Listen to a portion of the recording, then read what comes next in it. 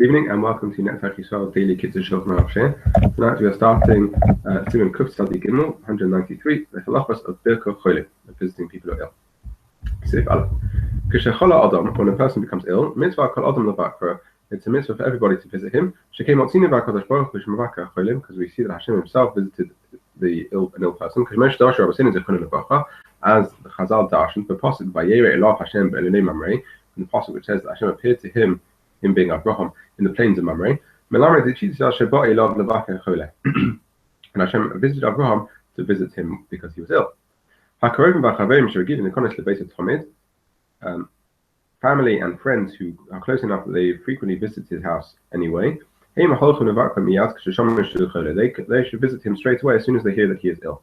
But people who are more distant, who aren't frequent visitors to his house, they shouldn't go and visit him straight away, in order not to in some way weaken his muzzle, that it will spread that he's desperately ill. Therefore they should not go and visit him until after 3 days. But if an illness has taken hold quickly and it's a serious illness, then even people who are more distant can visit straight away. Even a great person can visit someone who should go and visit someone who's not so great, even many times a day. Anyone who more he visits, that's more praiseworthy. So long as it's not making a burden on the person who's actually ill. Someone who hates somebody else, he shouldn't visit the person he hates, even if he's ill. He shouldn't try and comfort him when he's mourning. Because so that the person who's ill or mourning shouldn't think that the only reason he's visiting him is to take pleasure in his suffering. But he can accompany him after he's died on the mace, and therefore there's no need to worry there. That people will say that he is doing it just to draw pleasure from the person suffering, because death is a way to everyone, and therefore it's appropriate for everyone to be malavad mace. If based. If the ill person is lying on the ground, the person who's visiting should not sit on a chair that is higher than the person who's ill. Because we say that the Shekhinah is sitting above the heads of the person who's ill. Hashem supports him on his sick bed. But if the ill person is lying in a bed, then the person who's visiting can sit on a chair or a bench. The main purpose of mitzvah Bikkur Cholim is when you're visiting to see what does the ill person need and what you need to do for him. And also to make him feel happy and a more positive state of mind because he's got his friends around him. And also the person visiting should think about the person who's ill and daven for him. And if you visit someone who's ill and you don't need daven for him, then you haven't been Mekayim the mitzvah Bikkur Cholim. And therefore, you shouldn't visit during the first 3 hours of the day, because at the very beginning of the day, everybody who's ill feels a little bit better, and therefore maybe the person who's visiting won't think about davening for him. Not in the last 3 hours of the day, therefore then someone's illness is much worse. In some cases, the person who's visiting might think there's no point davening, so should not visit those times. If you're actually davening for somebody, when you're davening for somebody who's ill, if you're davening in front of the ill person, then you can daven in any language. Because it's as if you're davening directly in front of the Shekhinah, who, as we said before, is with the ill person. But if you're davening not in the presence of the ill person,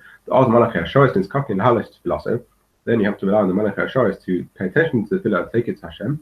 And they don't pay attention to every language. Therefore, better to daven in Lashon HaKodesh. And when you do daven, you should include him among all the other ill people amongst of the Jewish people. Because by including him with other people, then his prayer will be heard is more likely to be heard in the merit of the public, of a large number of people. He should say the phrase Hashem should have mercy on you amongst the ill people of Israel. Of a Shabbos Yom, on a Shabbos you should say Shabbos Hi Milizok, Shabbos prevents crying out. The refuah krovol avov, nevertheless the refuah is close to at hand to come. V'racham v'ruvim, and Hashem's mercy is plentiful. V'shivsu v'shalom, and he should spend Shabbos peacefully. Okay. People who are visiting should speak to the person who's ill with sense and tact. And they should say to him, they should say to him words that will raise his spirits, not words that might make him feel more depressed, for example. And they say to him, that he can think about his matters at hand in Hilva, whether he's lent borrowed money or if he's given something to other people to look after, or other people give him things to look after. But and he shouldn't worry that by thinking about his matters, that's going to cause him to die.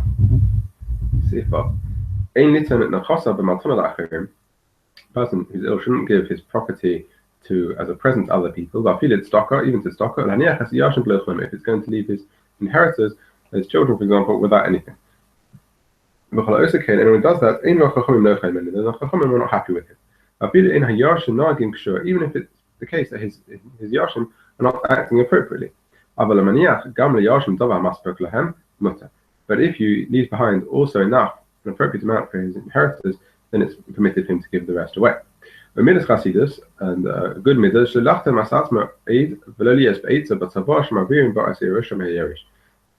Midas Chasidus is not to sign himself, some person shouldn't sign himself as a witness, nor to be involved in advice or a will that passes over Yerusha from someone who should inherit it.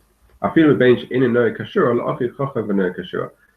to give it from one child who isn't acting appropriately to another child who is acting appropriately.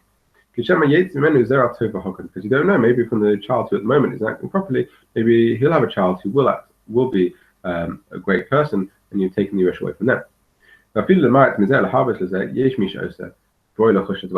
And some people say it's forbidden even to reduce the amount you give to one child and give to another child more.